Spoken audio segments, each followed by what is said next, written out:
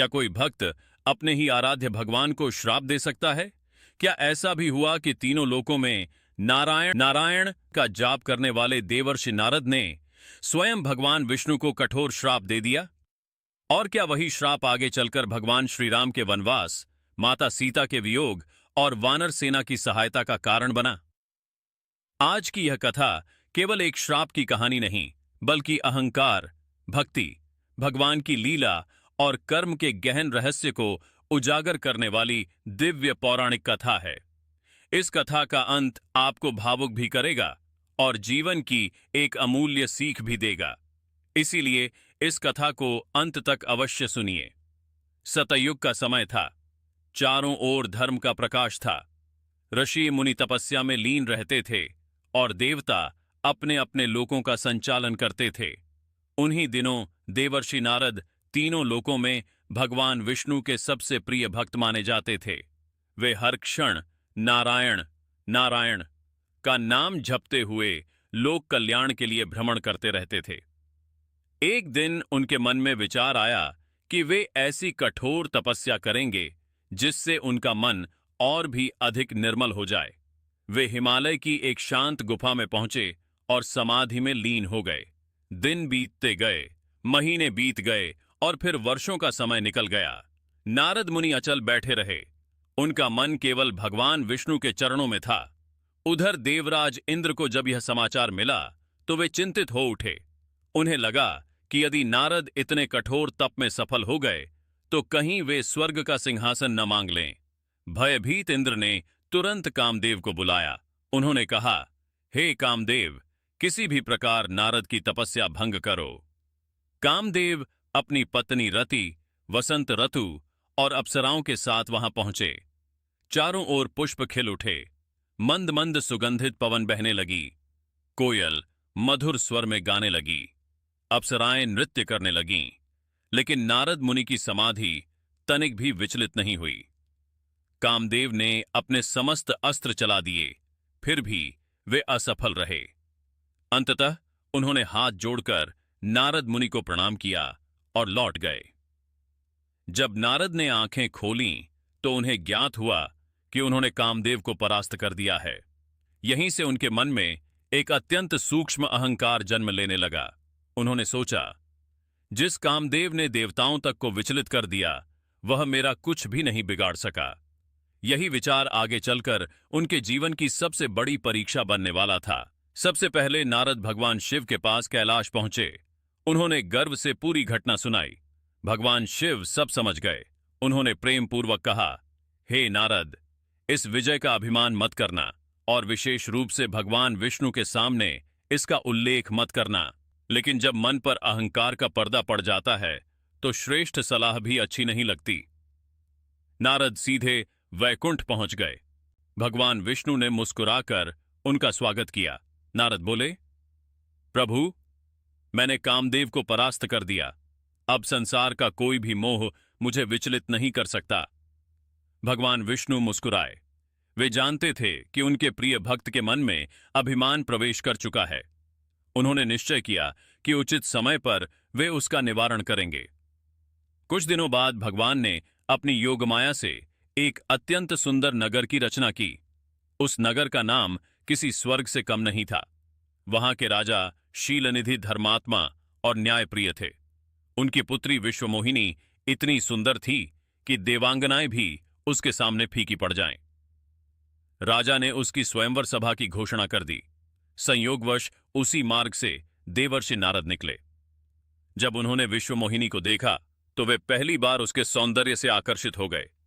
क्षण भर में उनका मन विचलित हो गया। उन्होंने सोचा, यदि यह कन्या मेरी पत्नी बन जाए तो मेरा जीवन धन्य हो जाएगा। यहीं से भगवान की लीला आरंभ हुई। नारद तुरंत वैकुंठ पहुंचे और बोले, प्रभु, मुझे अपना दिव्य रूप दे दीजिए ताकि राजकुमारी मुझे ही वरमाला पहनाए। भगवान विष्णु ने मुस्कुराकर कहा, हे नारद, मैं वही करूंगा जिसमें तुम्हारा सच्चा कल्याण होगा। नारद ने समझा कि भगवान ने उन्हें अपना रूप दे दिया है। वे अत्यंत प्रसन्न होकर स्वयंवर सभा में पहुंचे। सभा में अनेक राजा, राजकुमार और वीर योद्धा उपस्थित थे। सब नारद को देखकर मुस्कुरा रहे थे। उन्हें लगा कि लोग उनके दिव्य तेज की प्रशंसा कर रहे हैं, लेकिन वास्तविकता कुछ और थी। भगवान विष्णु ने उनकी इच्छा पूरी करने के स्थान पर उनके मुख को वानर के समान बना दिया था। यह बात केवल अन्य लोग देख सकते थे, स्वयं नारद नहीं। राजकुमारी विश्वमोहिनी हाथ में वरमाला लेकर एक एक राजकुमार के पास गई। जब वह नारद के सामने पहुंची तो उसने उन्हें देखा और आगे बढ़ गई। कुछ ही क्षण बाद उसने एक अत्यंत सुंदर राजकुमार के गले में वरमाला डाल दी। वह राजकुमार और कोई नहीं, स्वयं भगवान विष्णु थे। क्षण भर में पूरी सभा जय जयकार से गूंज उठी। भगवान विष्णु विश्वमोहिनी को लेकर वहां से चले गए। नारद आश्चर्यचकित रह गए। तभी भगवान शिव के दो गण हंसते हुए उनके पास आए और बोले, हे मुनिवर, पहले अपना मुख तो देख लीजिए। उन्होंने दर्पण देखा। अपने वानर समान मुख को देखकर उनका क्रोध सीमा पार कर गया। वे बोले, मेरा यह अपमान किसने किया? शिवगणों ने सारी बात बता दी। क्रोध में भरकर नारद ने उन दोनों गणों को श्राप दिया कि वे राक्षस कुल में जन्म लेंगे और भगवान के हाथों ही उनका उद्धार होगा। इसके बाद वे सीधे भगवान विष्णु के पास पहुंचे। उनकी आंखों में क्रोध था। वे बोले,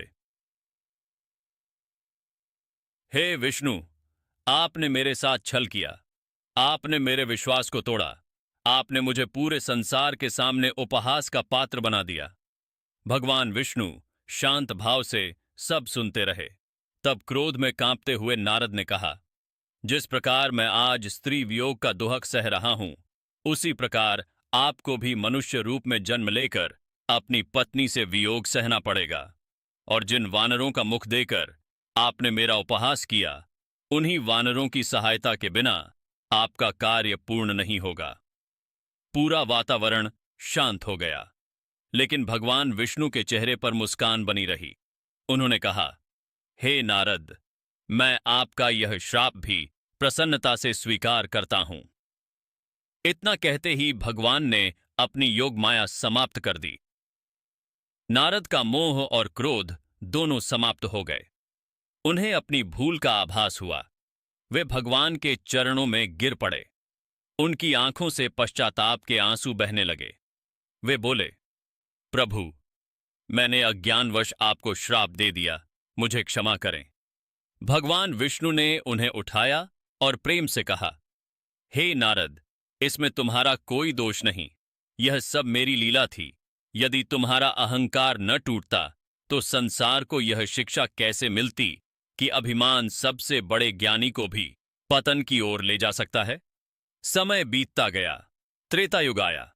भगवान विष्णु ने श्री राम के रूप में अवतार लिया। वनवास हुआ।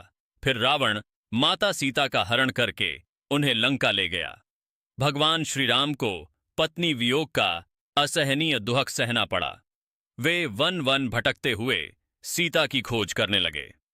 तभी उनकी भेंट वानरराज सुग्रीव और महाबली हनुमान से हुई। हनुमान ने समुद्र लांघा, माता सीता का पता लगाया और पूरी वानर सेना ने श्री राम की सहायता से लंका पर विजय प्राप्त की। इस प्रकार देवर्षि नारद का श्राप भी भगवान की दिव्य योजना का एक महत्वपूर्ण भाग बन गया। भगवान ने संसार को यह संदेश दिया कि वे अपने भक्तों के वचनों का सम्मान करते हैं, चाहे वह श्राप ही क्यों न हो। इस कथा से हमें कई महान शिक्षाएं मिलती हैं। अहंकार मनुष्य का सबसे बड़ा शत्रु है। क्रोध में लिया गया निर्णय जीवन भर पछतावा दे सकता है। भगवान जो करते हैं, अंततः वह भक्त के कल्याण के लिए ही होता है। और सबसे महत्वपूर्ण, सच्चा भक्त वही है जो अपनी भूल स्वीकार कर भगवान की शरण में लौट आए। भक्तों, देवर्षि नारद और भगवान विष्णु की यह कथा हमें सिखाती है कि भक्ति के साथ विनम्रता भी आवश्यक है। ज्ञान, तप और शक्ति तभी सार्थक हैं जब उनके साथ अहंकार न हो। भगवान की लीला मनुष्य की समझ से परे है, लेकिन उसका परिणाम सदैव लोक कल्याण ही होता है। यदि आपको यह पौराणिक कथा पसंद आई हो तो वीडियो को लाइक करें, अपने मित्रों और परिवार के साथ साझा करें और ऐसे ही अद्भुत पौराणिक रहस्यों के लिए हमारे चैनल को सब्सक्राइब करना न भूलें। जय श्री हरि, जय श्री राम। नारायण नारायण।